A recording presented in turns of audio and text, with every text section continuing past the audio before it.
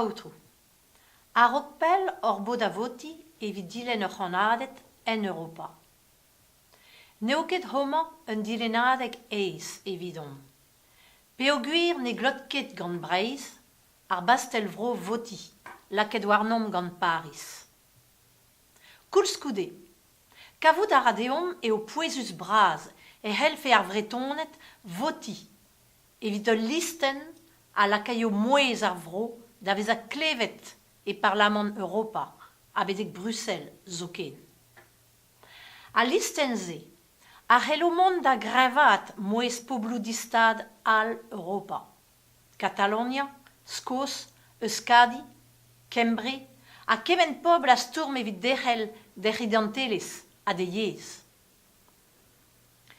Setu perak, emeus kavet madirio rei harp dal listenman.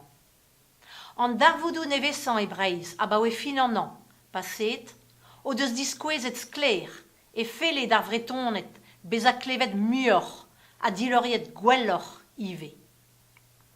Var tachen ar brezonek ez eus begret kalz a bromesaou deom, a baoe bloavechou.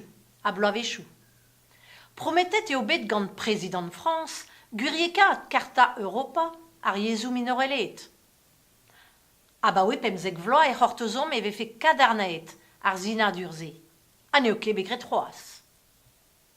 A drugare da Europa eo bet laket e plas ar benveg ze evit gwarezi glad yezel Europa. A drugare da labour pennek kanadet Parlament Europa ez eus bet galet kinnig a voti testennou a zifen hor yezou.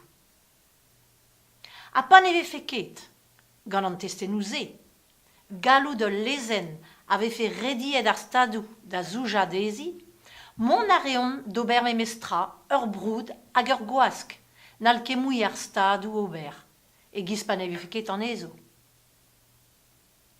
D'ur mare, ma sav en Europa mouechou a enep Parlament Europa, a enep menos Europa, a enep an demokratelez.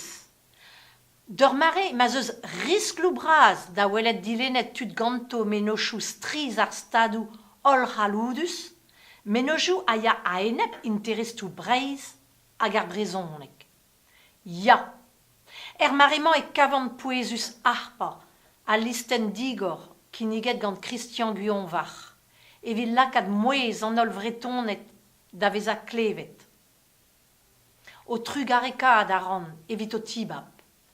Tresom un dazon gwirion evit Breiz.